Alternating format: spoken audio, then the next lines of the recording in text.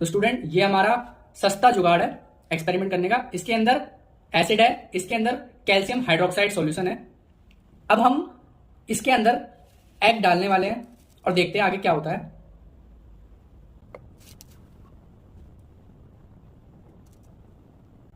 जैसा कि आप देख रहे हैं इसके अंदर बबल बन रहे हैं, और ये बबल बन क्यों रहे हैं? जो हमारा एग होता है वो कैल्शियम कार्बोनेट का बना होता है, और जैसा कि हमें पता है एसिड कैल्शियम कार्बोनेट के साथ रिएक्ट करके सॉल्ट बनाता है और कार्बन डाइऑक्साइड गैस रिलीज होती है। अब हम यहाँ पे कैल्शियम हाइड्रोक्साइड से ये देखेंगे कि कार्बन डाइऑक्साइड क्या करती है, कैल्शियम हाइड्रोक्साइड को मिल्की में बदल देती है, जो कैल्शियम कार्बोनेट की वजह से होता है।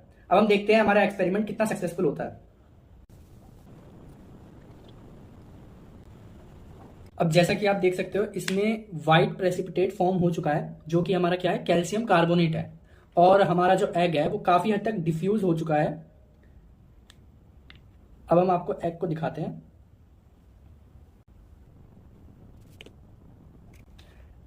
अब आप देख सकते हैं ये एग बहुत ही ज्यादा सॉफ्ट हो चुका है। हमने किया क्या, हमने अंडे को एसिड में डाला। अंडा किससे बना है? कैल्शियम कार्बोनेट से। एसिड कैल्शियम कार्बोनेट या फिर मेटल कार्बोनेट के साथ अगर रिएक्ट करता है तो क्या करता है, झाग निकालता है, ब्रिस्क इफर्मेसेंस करता है। वो क्या होता है, कार्बन डाइऑक्साइड ही होता है, कुछ नहीं होता वो, और सॉल्ट बनाता है और पानी बनाता है। ठीक है, अब देखो एग आपका कैसा हो गया, एसिड का हाल। एसिड ने क्या किया है एग के साथ, ये देखो ये स्पॉन्जी हो गया है। ये देखो मैं ज्यादा नहीं कर रहा, अगर ये फूट गया तो मेरा अंडा खराब हो जाएगा, मतलब मुर्गे का अंडा खराब हो जाएगा। अब ये देखो मैं पूरा तो नहीं दिखा सकता कि अंडे के अंदर होता क्या है बिना ऐसे फोड़े, लेकिन आपको फिर भी दिख सकता है। ये लिक्विड पोर्शन दिख रहा होगा आपको, ये लिक्विड पोर्शन, यही येलो पार्ट है हमारा।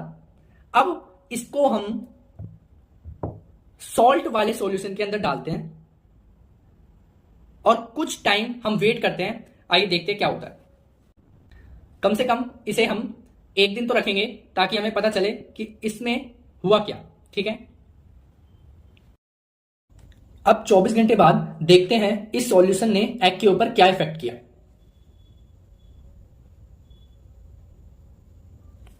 हालांकि देखने से इसमें कोई डिफरेंस नहीं नजर आ रहा, लेकिन मैं आपको बता देता हूं कि इसके अंदर ओस्मोसिस की प्रोसेस हुई है। अब ओस्मोसिस के अंदर क्या होता है, लोअर कंसंट्रेशन की तरफ से सॉल्वेंट यानी पानी हायर कंसंट्रेशन की तरफ फ्लो होता है through a semi permeable membrane या फिर मेम्ब्रेन। अब इस एग के सेल ने मेम्ब्रेन की तरह काम किया, जिसकी वजह से जो हमारा सॉल्यूशन था वो हायर कंसंट्रेशन पे था और हमारा जो एग के अंदर सब्सटेंस है वो लोअर कंसंट्रेशन पे था। तो एग के अंदर जो पानी का अमाउंट है वो बाहर आ गया, जिसकी वजह से डेंसिटी जो है वो बढ़ गई। अब डेंसिटी बढ़ गई, हमें कैसे पता चला? अब हम लेंगे इसमें नॉर्मल वाटर, इसको इसके अंदर हम डिप करेंगे। ये देखो इसके अंदर ये डिप हो चुका है। अब आपको लेवल थोड़ा सा दिख रहा होगा कि ये जो एग है वो काफी हद तक नीचे चला गया है। अब इसको हम थोड़ी देर के लिए ऐसे ही छोड़ते हैं, आइए देखते क्या होता है।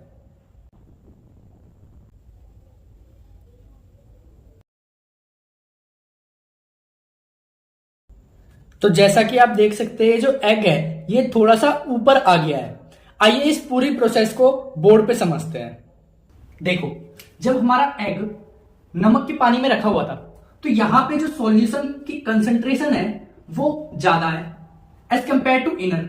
यहां पे जो कंसंट्रेशन है वो लो है, ये जो कंसंट्रेशन है वो हाई कंसंट्रेशन है। ठीक है, अब ओस्मोसिस में क्या होता है, लो कंसंट्रेशन की तरफ से सॉल्वेंट के जो पार्टिकल्स है वो बाहर की तरफ आते हैं।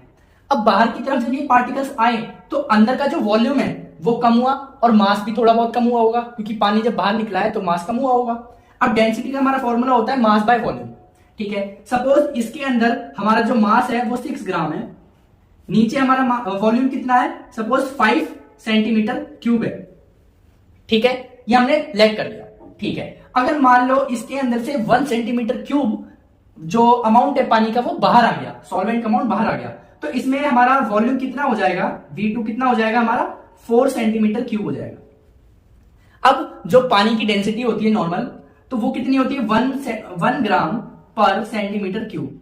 अगर 1 सेंटीमीटर क्यूब हमारा बाहर निकलेगा तो 1 ग्राम हमारा मास कम हो जाएगा, यानी मास जो हमारा बाद का मास है वो 5 ग्राम हो गया, है ना। तो आइए डेंसिटी 2 निकाल के देखते हैं कितना आता है। 5 ग्राम डिवाइड बाय 4, ये हमारा आ जाएगा 1.25 ग्राम पर सेंटीमीटर क्यूब। ये हमारी डेंसिटी एग की है, ठीक है। और इधर कितना था, इधर आ जाएगा 1.2 ग्राम पर सेंटीमीटर क्यूब। इसका मतलब हमारा जो एग की डेंसिटी है वो बढ़ गई। इसी वजह से जब हमने इस एग को पानी नॉर्मल वाटर के अंदर डाला था तो ये सिंक कर गया था, डूब गया था। जब हमने थोड़ी देर इसे पानी के अंदर रखा तो क्या हुआ, ऊपर चला गया। वो क्यों हुआ, अब ये प्रोसेस उल्टी हो गई। अब यहां पे कंसंट्रेशन जो हाई थी वो लो हो गई, क्योंकि यहां पे वाटर था। अब अंदर की कंसंट्रेशन हाई हो गई। ये कंपैरेटिव कंसंट्रेशन होती है, ठीक है। अब हुआ क्या, ये जो पानी हमारा बाहर की साइड था ये अब अंदर की साइड फ्लो होगा। अंदर की साइड फ्लो होने की वजह से वॉल्यूम बढ़ेगा, मास भी बढ़ेगा। अब अगर वॉल्यूम बढ़ेगा और मास इतना नहीं बढ़ता, जैसे मैंने एग्जांपल दिया आपको, तो क्या होगा, वॉल्यूम बढ़ने से डेंसिटी जो होगी वो कम हो जाएगी।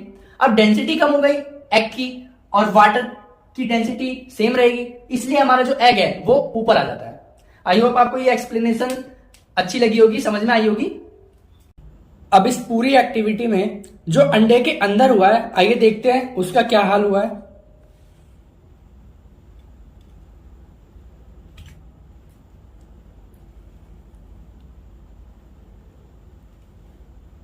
ये तो उबल गया। हमारी जो ओस्मोसिस की प्रोसेस है 24 घंटे बाद भी वो अच्छी तरीके से इसलिए नहीं हुआ क्योंकि इसके अंदर जो सब्सटेंस है वो सॉलिड बन चुका है, जिसकी वजह से जो थोड़ा बहुत अमाउंट में लिक्विड था बस वो ही बाहर जा पाया। तो और एक्सपेरिमेंट वीडियो के लिए हमारे चैनल को सब्सक्राइब करें। Thank you.